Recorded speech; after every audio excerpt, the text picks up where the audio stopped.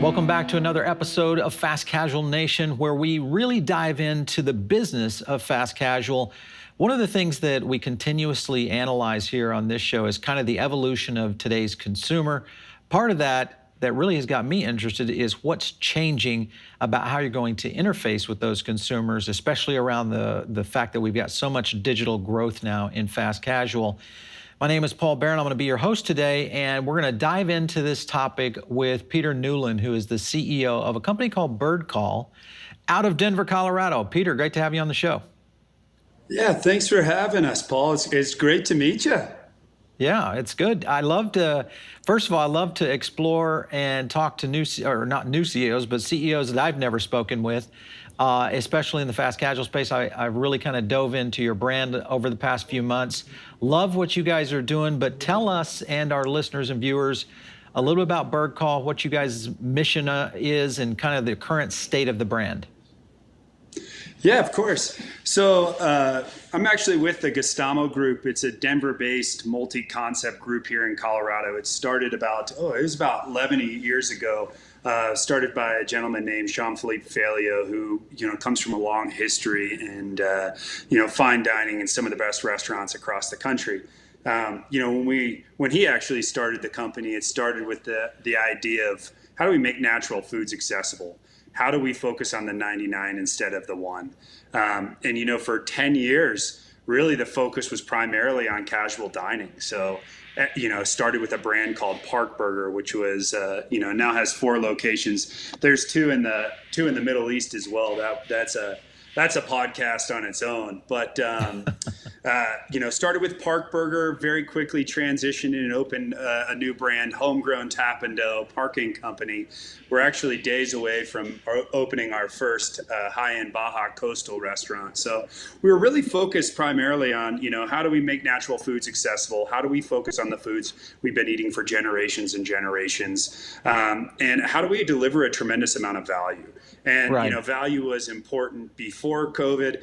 Value is going to be even more important coming out of COVID. And so that was really kind of the focus. Now, when we got hit with the increase in the labor market, the challenges of real estate, the cost with build out, everything about, the full service model is continually challenged and is being more challenged. And, right. If you're really focused on how do you build a good culture, how do you really take care of your team, well, then it's just only getting harder and harder to do. And if with the economics of building out a full service restaurant getting so expensive, like the paybacks were completely challenged. Yeah.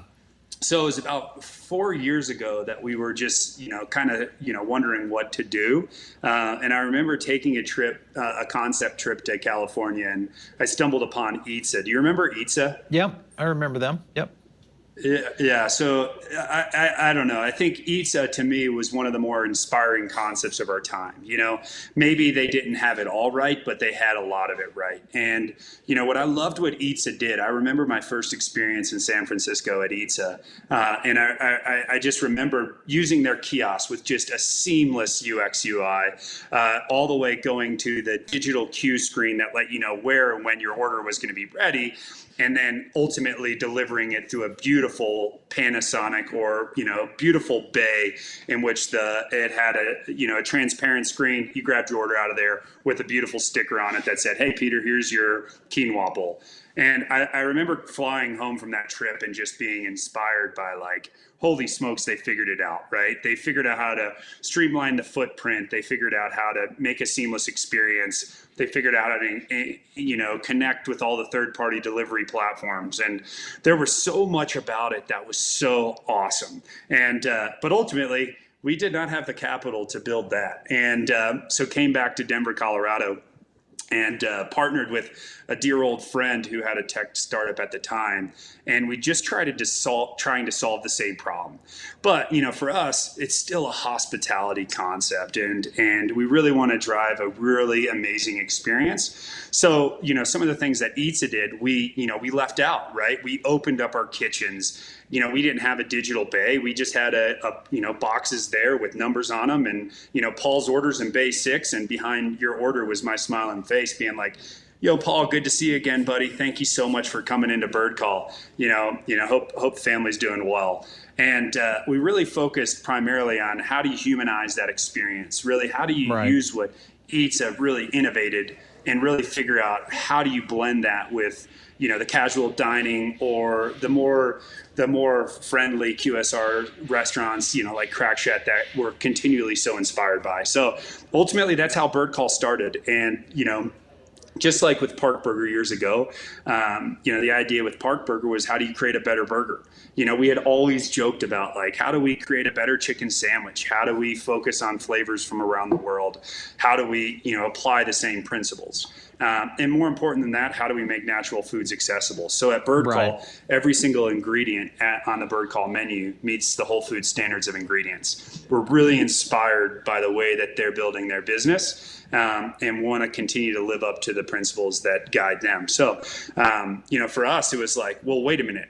If there's a way to shrink the footprint, streamline the service, if there's a way to cook better foods, then ultimately, if you pair all those together, you can make natural foods more accessible at a lower price. And when the entire industry is being challenged with the question, do we increase price or do we decrease quality? We really wanted to approach the market, well, we're going to increase quality and decrease price. And so, when you think about what Birdcall is, I mean, we're a natural chicken restaurant that donates 1% of its sales back to the communities we operate, and we just happen to use technology to make that dream a reality. So that's where Birdcall started. We opened several locations, one of which was an amazing partnership with Whole Foods. And then we opened Right. our first drive-through about 2.5 years ago. So we've got a big year ahead of us and 6 new openings, all the way from Texas to Arizona to Colorado Springs to Boulder. So it's a really, really exciting year and feeling super grateful. But that's kind of how we got to where we are today. Very cool. I love the backstory to it in terms of how the brand kind of got started. And we are seeing more and more restaurant groups that have been focused on casual dining and have started to pivot a bit, obviously to deal with the real estate, the labor issues, as you kind of mentioned. It's interesting to see more and more of those. Do you feel like your strategy now, with the success of what's happening at Birdcall and the demand, and also kind of this shift towards the digitalization of food service with so much online ordering, takeout and delivery, all of that, do you feel like this could be one of the core vehicles for your group to move forward with? Yeah, I definitely think there's going to be an opportunity for casual dining coming out of this and some new entrants. I mean, ultimately, when you talk to industry experts, I think there's going to be a couple things that we see coming out of this, right? We're going to see brands that had a proven model going into this come out stronger than ever. And you're going to see Right. an opportunity for a lot of new entrants, where it was like when we started the restaurant, or when Jean-Philippe started the restaurant group 10 years ago, where it was just, you could find a second generation spot, you could flip it for $250,000, and all of a sudden you're experiencing, year paybacks, right? So, Yeah. I definitely think it's a very interesting time, but we continue to believe at the core the same principles that made you successful before are going to make you successful out of this. And Hmm. everyone right now is throwing darts at a board, and you see it probably more than anyone. Oh, yeah. You see brands creating 6-lane drive-throughs and curbside locations all over the place. But in the end of the day, Paul, like 15 lanes doesn't create demand, right? Quality creates demand. And so, Yeah. we're not concerned about growing faster than the next guy. We're not concerned about being overly innovative. But what we are concerned about is delivering real quality and a hospitality experience that drives real value for the community. Because that'll last the test of time. And so we're super excited about the innovations, because I think when you pair those two, it's a really healthy thing. But Yeah. yeah, Well, you've probably you guys never. did Go ahead. something that was kind of unique in the sense of developing your own point of sale, kind of going in that tech development idea. Is there any plans for you to kind of move in that direction for third party, whether it's logistics or delivery last mile, anything going in that direction in terms of tech development? Yeah, and I mean, we still have our own internal technology team, and they're doing an incredible job.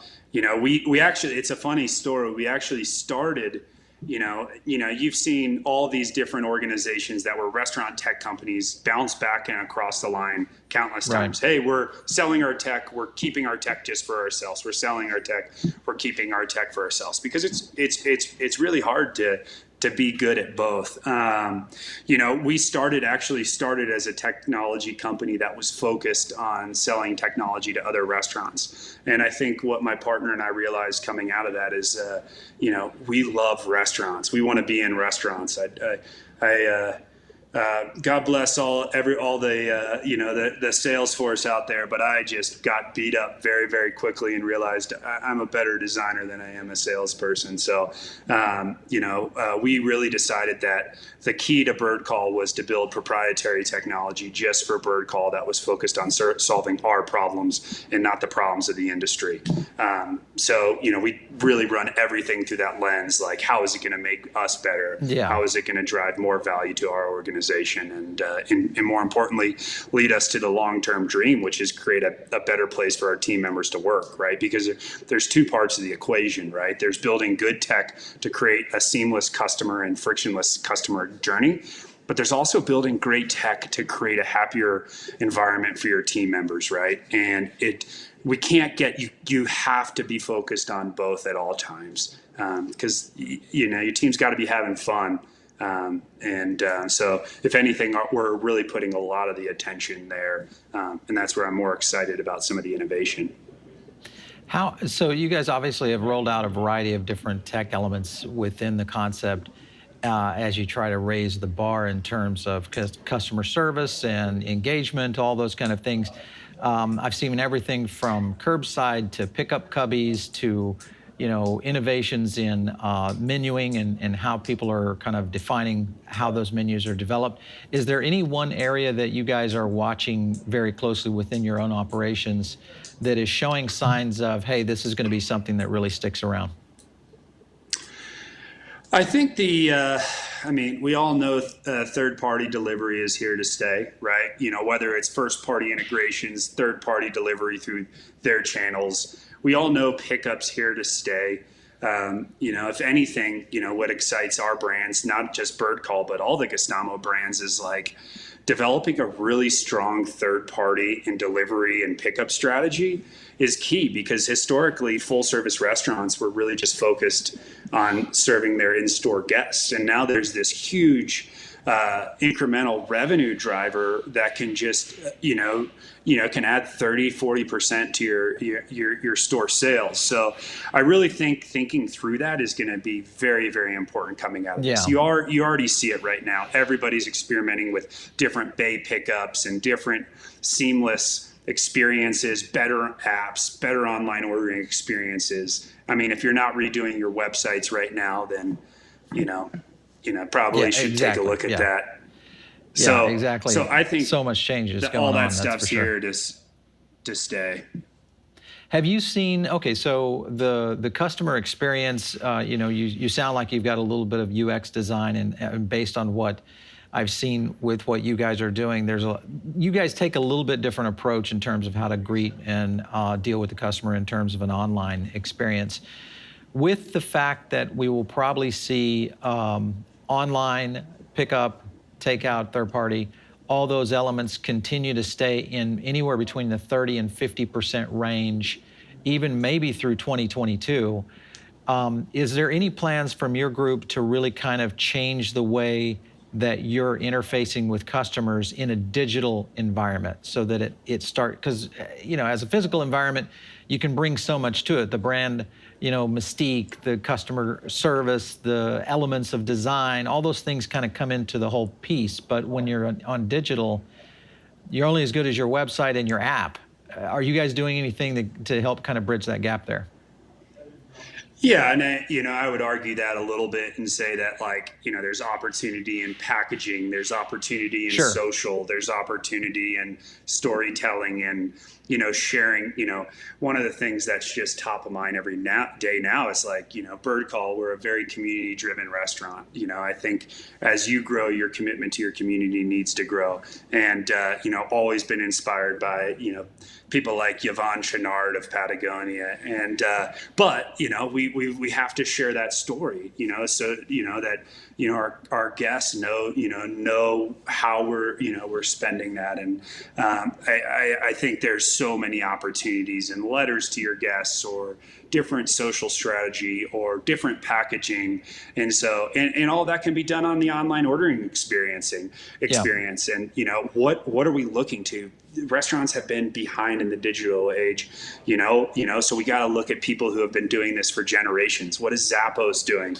What is a car manufacturer doing? How are they upselling you on, better wheels? And, so I think there's a ton of opportunity. I mean, we've been buying things online for a long time. And I think even on Instagram, like, it's just showing how you can fall in love with a brand without ever seeing it in a store. Right. Sure. And, so I think there's a huge opportunity there, but the Birdcall started as a kiosk only restaurant. So we've always been focused on, you got to tell the story through pictures, and through a kiosk or online ordering journey. And we got a lot of work to do. I think we, as an industry, have a lot of work to do. I like that. What are your thoughts on virtual kitchens, ghost kitchens? Do you think this is something that is a fad, or is it something that we're going to see here pretty much as part of society? It's great. It's so interesting to watch. And, I was the first one on board with ghost kitchens and cloud kitchens and Kitchen United. And I still believe there's a place for them. For great operators, there's a place for them.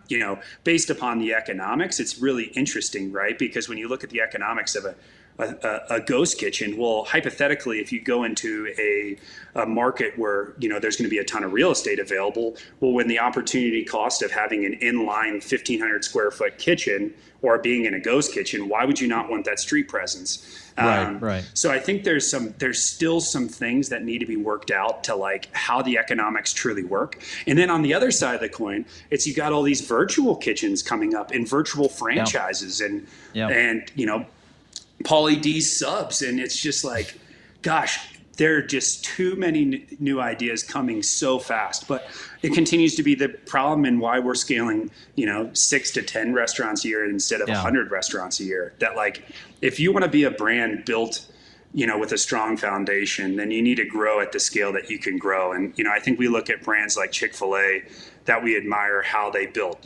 double-digit growth for 30 years. So that's how we're thinking about our growth. So now, do I believe that there's going to be some winners? Yes, of course, because brands who figure it out have a ton of opportunity. So I do think, like, whoever's going to win is going to be blending, street presence with ghost kitchens and stuff like that. Like, I guess we'll be yet to see if we fall in love with a completely ghost kitchen brand.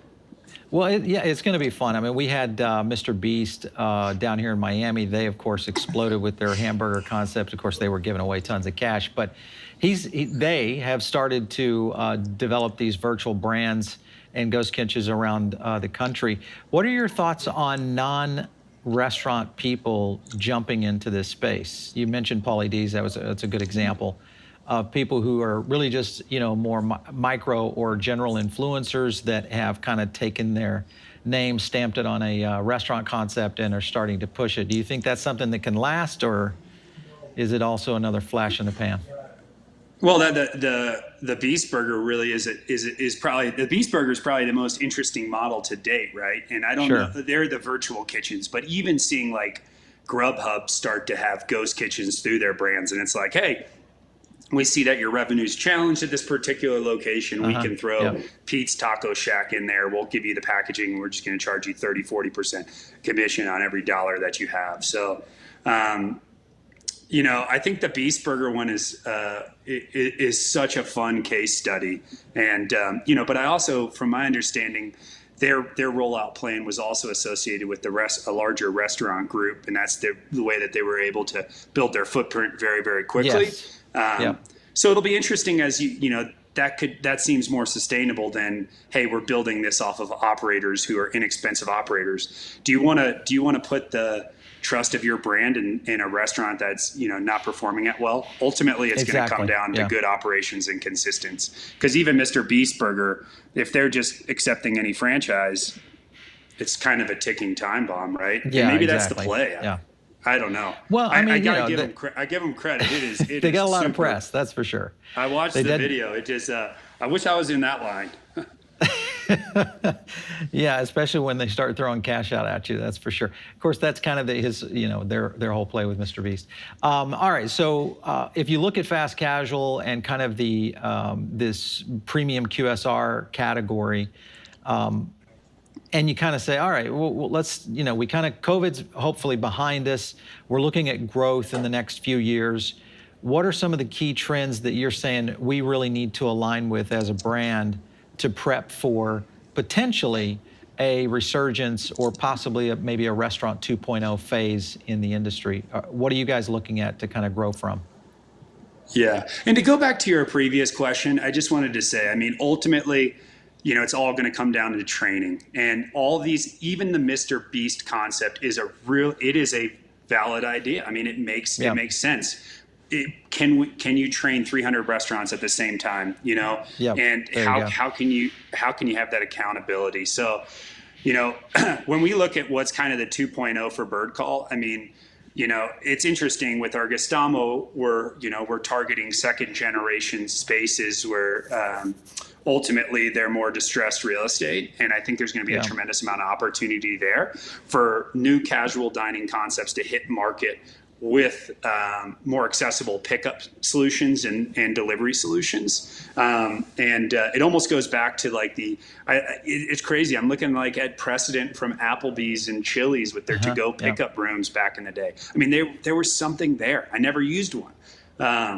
But then on the Birdcall side, we're looking at a completely different real estate strategy. I mean, we're about to open our first restaurant across from Chick-fil-A. So really, really excited. That'll be an interesting business case.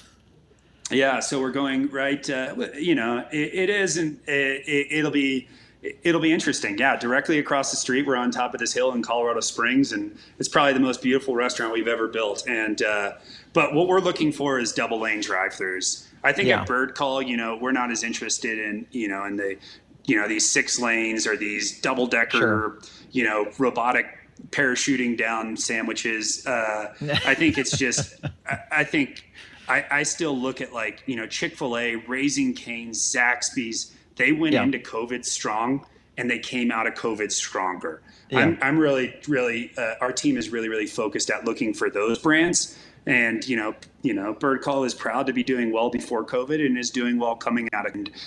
I'm really trying to look at them as use cases to be like, where are we going to settle? And our 2.0 is really focused on, a multi kind of approach, right? Like dining rooms are going to be more important than ever, right? People who are eliminating the dining room, I think they're eliminating something that's really special. That community connection, the ability to have a cocktail. But the double drive-through, there's something to that. The idea of a speed lane app pickup, curbside. So we're going to be doing all that as well. The one thing that's also really fun about Birdcall is the 2.0 location, we're really kind of reinventing the way the experience takes place. And we're really trying to figure out how to create a casual dining experience in a QSR setting while ordering at a kiosk or advanced ordering. Because we want to be able to, provide a place where you can have a cocktail or get a beer, but we need to still do it in that streamlined approach. So more to come, and you're going to have to come see us at Birdcall 2.0 in Colorado Springs. But that's kind of the... When's this store open? This one opens probably around March 15th. Okay. All right. So soon enough. Well, definitely the next time we get to Denver, we got to make a stop and see what we can pick up there for sure. It's always fun talking to, guys like you, because I think the industry itself needs a kind of a new breed of operators and entrepreneurs that are really kind of pushing the limits. So great having you on the show, Peter. Good luck to you guys out there at Birdcall. I think this is going to be an interesting one to watch. I love the tenacity of what you guys are representing for sure.